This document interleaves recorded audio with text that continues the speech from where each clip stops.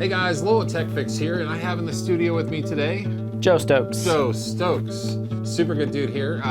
Joe, you've been in the automotive industry for how long? 25 years. 25 years. It's a long time.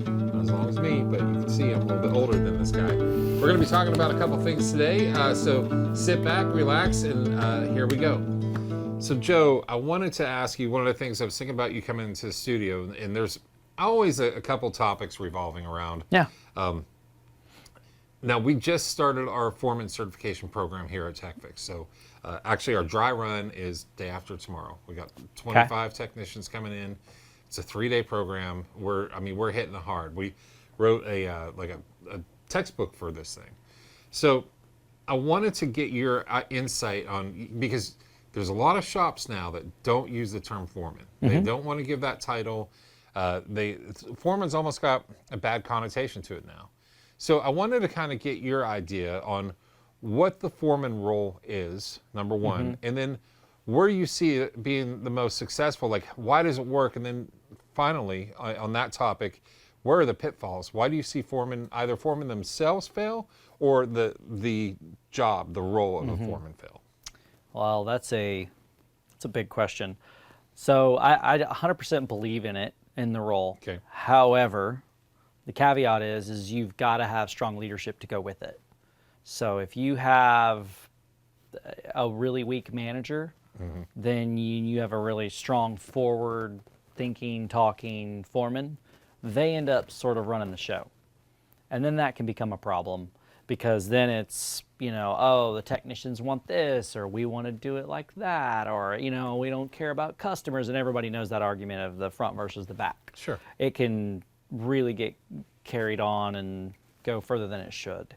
So that's something that it really needs to be someone who can communicate well, obviously knows a lot about cars, understands the proper procedures, and is bought in, but also accompanied by a manager that's the same way.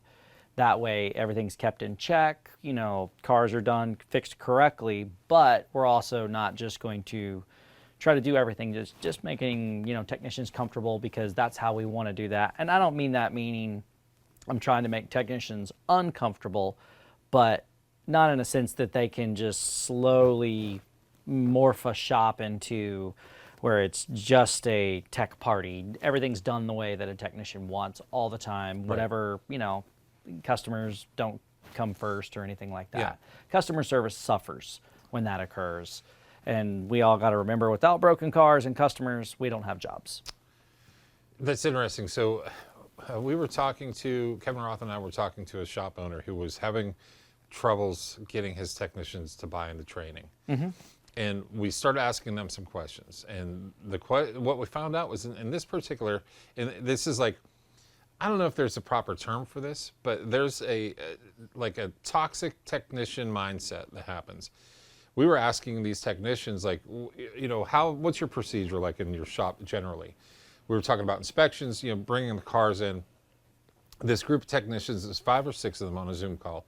They were saying that they would not pull out, they wouldn't pull a car out. They would write it up, they would inspect it, write it up, and then wait for the parts, wait for the okay. They refused to pull a car out and pull another one in and look at it. And I got to thinking, like, this goes right along with your point about leadership. Like, at what point, how far does your shop and your leadership have to devolve to allow a mindset, like a toxic mindset, to slip in as a group? And I think, the foreman position that we're trying to redefine or just encapsulate in this training is exactly the heart of that, right? Like, how do you become a leader, empower your team, work with people around you, teach your technicians? It's a very serious position. I mean, it's a leadership position, right? Yeah. Now, you have given, how do I want to ask this? Because I'm sure that you've promoted foremen, and I'm sure that you've hired foremen for the position, right? So how do you, and maybe talk about the transition a little bit, how do you keep a foreman in check? Because I know that some of the negative connotation about foremen out there in our industry is that they get the title and then, like, everything goes wrong. That's why shop owners and managers don't want to give certain people titles, because they get in that position and they start getting too big for their britches, or however you want to say it. So how do you, as a leader, as a manager of all these stores, how do you, and Phil, how do you ensure that that doesn't happen?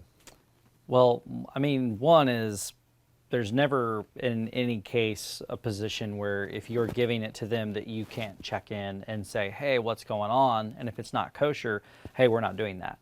And I think that's the biggest issue is not enough people, they'll assign a position, they'll let them mess it up, not say anything, saying, well, I'm going to let them learn. And then they'll let them mess it up again. Then they'll have somebody quit because of them, or they'll lose $50,000 in a month, and they'll just keep doing it and keep doing it. And all they think is, hey, I'm doing a great job. No one's come and said anything to me. Versus saying, hey, bro, I saw what you did right there. Probably not the best approach. Let's talk about something that works a little better for the team.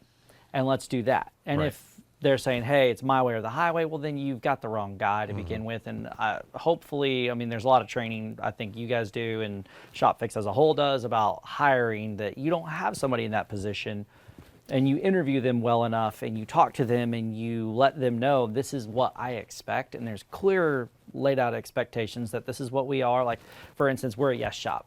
I mean, if it's 4:30, 5 o'clock, somebody comes up and says, my car's broken and I've got half the staff back there, yes, I'm letting the car in. Yes, I understand I'm going to make technicians mad. I was one of those techs that I made mad, but I also understand that I like money. Everybody that's here, let's be real, cut to the chase. Everybody's here for money. We're not here for the fame. We're not getting famous. We're not here getting any kind of power. We're here for money. And at the end of the day, customers pay my bills. So it would make sense that I want the largest group of customers that I could possibly have. So when one comes to my door and says, hey, I would like to pay you money to fix my car, why would I ever tell them no? It makes zero sense. And no can look like next Thursday, or how about next Wednesday, or oh no, I can't, or that guy's gone home. Feelings need to go out the window and understand that this first and foremost is a business, and it's a business to serve customers. And so as long as that comes from the top down, that, hey, this is what we are. I mean, I've got guys that probably wouldn't want to work for me, but the ones that do, they understand the business and the concept that, hey, we are a customer first yes shop, and this is how we perform. Then that's what the expectation is. And that's laid out clear in advance that this is what I do expect. And if it's not occurring, then we are going to have a conversation about it. And it isn't, anything like, hey, I'm going to come in there and browbeat you. It doesn't need to be like that at all. No. It just needs to be made clear that, hey, this is what we need to do to be successful and for everybody to get what they want. They came in with expectations of what they could perform, and they also had expectations of pay. And so that's how you get there. Both sides need to hit those goals. So clear expectations, check-ins, maybe recentering if need be, like if you have to. I mean, I always say retrain, rehire, because there are some people that just aren't a good fit for your shop. 100%. I mean, as a technician, a shop owner, I've been on both sides of that fence where I wasn't a good fit for a shop, maybe they just did things. I'm not the cleanest technician, I'll just be honest with you, but I'll clean up at the end of the day, so that wasn't a good fit for everybody and not a good habit for most people either. So not like I was out there making grease angels on the floor or anything, but like I had been known to like just cut open a radiator hose to drain it quicker, because I got things to do, Joe, like I gotta go. So I think that's exactly what we're talking about. Like when we go back to the shop that they didn't want to pull cars out, right, to inspect new cars. Number one, your efficiency and productivity is going way down. But it's those little things, right? Like it's 5 o'clock, I'm not going to take this customer on, that start to plant seeds.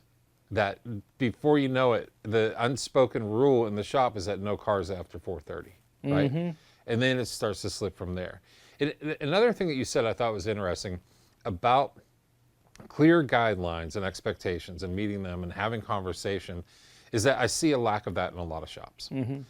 And for technicians, that can go pretty sideways, because here's the scenario, and this happened to me quite a few times in my life, where I would get into a job and I thought I was doing a good job, but nobody ever gave me any feedback. Nobody ever came and said, hey, are we meeting our goals? Are we doing? So I started to have this conversation in my head where I started to feel like an imposter, because I'm overanalyzing everything, and then I'm like, maybe I'm not doing a good job at all. I think that's an important part of what's missing in a lot of our industry is that people forget, like technicians, like we want to be in the loop. Like Yeah. we want some feedback, good or bad. Like, hey, where can I correct this thing, or what are you expecting? Like, come and talk to me, because I don't want to have to feel like I don't belong here every day. You know. So I think that's important in talking about foremen, not only just foremen, but also the culture in your shop as well. You guys seem to do a really good job of that. So all the technicians I've talked to in your organization, watching Phil, watching how you guys operate, you guys do a really good job of that. Thank you. Yeah, absolutely. You're welcome. If you fix the cars, you fix the shop.